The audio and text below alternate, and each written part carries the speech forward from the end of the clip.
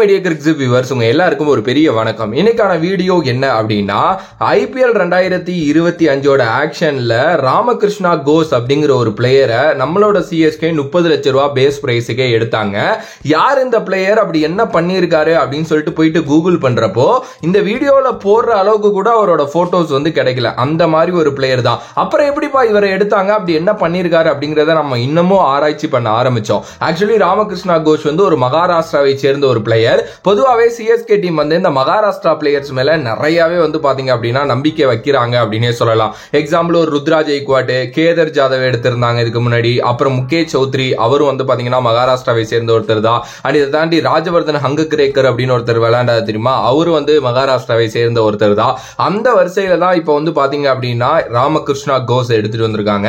ராமகிருஷ்ணா கோஸ் ஒரு batting allrounder அப்படின்னே வந்து சொல்லலாம். அட் த சேம் டைம் அவர் ஒரு நல்ல பவுலராகவும் ரீசன்ட் இயர்ஸ்ல எவால்வ் ஆயிருக்காரு. பட் அவரோட கெரியர் ஆரம்பிச்சது வந்து பாத்தீங்கன்னா பேட்ஸ்மேனா தான் அப்படிங்கிற மாதிரி தான். நல்லா மசில் பண்ணக்கூடிய ஒரு கிரிக்கெட்டர் அப்படின்னே சொல்லலாம். எஸ், மகாராஷ்டிரா பிரீமியர் லீக் அப்படின்னு சொல்லிட்டு ஒரு லீக் அங்க நடக்குது.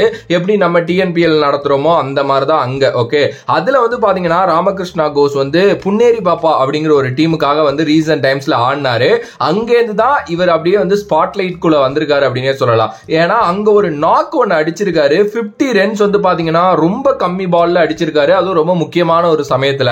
அந்த கேம் தான் இவரோட லைஃபோட டர்னிங் பாயிண்ட் கேம் அப்படின்னே சொல்லலாம். ஏன்னா அதுல இருந்து இந்த ஐபிஎல் சான்ஸ் மட்டும் இல்ல, மகாராஷ்டிரா டீமுக்காக விளையாடக்கூடிய வாய்ப்பும் வந்து பாத்தீங்க அப்படின்னா அவருக்கு கிடைச்சிருக்கு. எஸ், ஃபர்ஸ்ட் கிளாஸ் மேட்சஸ், அதுக்கப்புறம் T20 லிஸ்ட் பண்ற எல்லா மேட்சஸ்லயுமே அவர் வந்து பாத்தீங்கன்னா ஆடி இருக்காரு ரீசன்ட் டைம்ஸ்ல. அதுல வந்து பாத்தீங்கன்னா அந்த ஃபர்ஸ்ட் கிளாஸ் மேட்சஸ்ல ஓரளவுக்கு நல்ல பெர்ஃபார்மன்சஸ் கொடுத்திருக்காரு.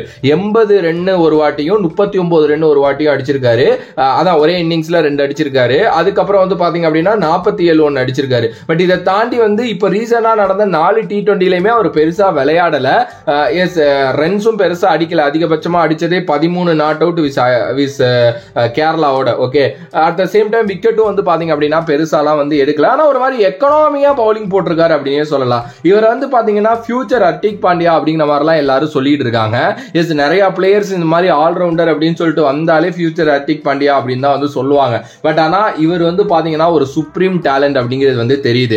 ஏன் நான் அப்படி சொல்றேன் அப்படின்னா, ராமகிருஷ்ணா கோஸோட லோக்கல் டோர்னமெண்ட்ஸோட ஸ்கோர் கார்டு நான் பார்த்தேன். வேற மாதிரி விளையாண்டு வச்சிருக்காருங்க. எஸ், கிரிக் ஹீரோஸ் அப்படின்னு ஒரு ஆப் இருக்கும்ல, நம்ம கிரிக்கெட் விளையாண்டாலுமே இப்பெல்லாம் அதுல நம்ம பார்த்துக்கலாம். ஓகே, அதுல போய் பாருங்க தெரியும். 126 மேட்சஸ் லோக்கல்ல விளையாண்டுருக்காரு. அதுல வந்து பாத்தீங்க அப்படின்னா 2430 ரன்கள் வந்து பாத்தீங்க அப்படின்னா அடிச்சிருக்காரு. கிட்டத்தட்ட வந்து 143 நாட் அவுட் அப்படிங்கிறது அவரோட ஹையஸ்ட் ரன்னா இருக்கு. ஸ்ட்ரைக் ரேட் வந்து பாத்தீங்கன்னா 106. எஸ், 30s வந்து 13 வாட்டி, 50s வந்து 13 வாட்டி, 2 செஞ்சுரி அடிச்சிருக்காரு அப்படின்னே சொல்லலாம். பவுலிங் வைஸ்ல பாக்குறப்போ வந்து நல்லாவே பண்ணிருக்காரு. அதாவது ரொம்ப நல்லாவே பண்ணிருக்காரு. 222 விக்கெட்ஸ் வந்து பாத்தீங்கன்னா எடுத்திருக்காரு. ஒரு மாதிரி கம்ப்ளீட்டடான பிளேயரா தான் வந்து பாத்தீங்கன்னா இருக்காரு. பட் ஆனா லோக்கல் டோர்னமெண்ட்ஸ் விளையாடுறது வேற, பெரிய லீக்ஸ் ஆடுறது வேறங்கிறது எனக்கு தெரியும். பட் ஆனா இவர் ஸ்ட்ரெயிட்டா பிளேயிங் 11 எல்லாம் வரமாட்டாரு. ஆனா இவர் வந்து பாத்தீங்கன்னா சம்திங் இருக்கு, ஒரு ஹார்ட் ஹிட்டிங் பிளேயர் அப்படிங்கிற மாதிரி தான் சொல்றாங்க. நானும் ஒரு சில வீடியோஸ் பார்த்தேன். ரொம்ப நல்லா தான் ஆக்சுவலி வந்து விளையாடுறாரு. பாப்போம் எந்த அளவுக்கு சிஎஸ்கே வர க்ரூம் பண்ண போறாங்க அப்படின்னு சொல்லிட்டு. எப்பவுமே இந்த ஒரு பேக்கப் ஆப்ஷனா ஒரு ஹிட்டர், ஒரு ஹார்ட் ஹிட்டர் வேணும் அப்படிங்கிற மாதிரி தான் யோசிப்பாங்க. ஏன்னா அது மாதிரி நிறைய பிளேயர்ஸ் எடுத்து வச்சிருந்திருக்காங்க. பட் ஏதாவது ஒரு சமயத்துல ஏதாவது ஒரு வாய்ப்பு எங்கேயாவது கிடைக்கிறப்போ அப்படியே பூந்து விளையாட வேண்டியதான். அப்படிதான் ருத்ரா ஜெய்க்வாட்டே உள்ள வந்தாரு ஓபனரா. ஆப்வியஸ்லி ருத்ரா ஜெய்க்வாட்டோட இன்ஃபுளுன்ஸும் இதுல இருக்கும் அப்படின்னு நான் நினைக்கிறேன். ஏன்னா ராமகிருஷ்ணா கோஸும் அவரும் லைக் ஒரே ஊரை சேர்ந்தவங்க அண்ட் ஒரே இதுக்காக விளையாண்டுட்டு இருக்காங்க அப்படிங்கிறதுனால ஆப்வியஸ்லி அவர் பார்த்துருப்பாரு. பார்த்துட்டு தான் அவர் கொண்டு வந்திருக்காருன்னு நினைக்கிறேன். பார்க்கலாம் என்ன பண்ண போறான் இந்த சின்ன பையன் அப்படின்னு சொல்லிட்டு. உங்களோட கருத்து ராமகிருஷ்ணா கோஸ் பத்தி என்ன அப்படின்னு சொல்லிட்டு மறக்காம கமெண்ட் பாக்ஸ்ல கமெண்ட் பண்ணுங்க. If you like the video please like, share and subscribe to நம்மளோட கிரிக்ஸிப் சேனல். வேற ஒரு வீடியோல வேற ஒரு கான்செப்ட்ல வந்து சந்திக்கின்றேன். And then bye from this VJ Mani. Love you all. Stay safe மக்களே.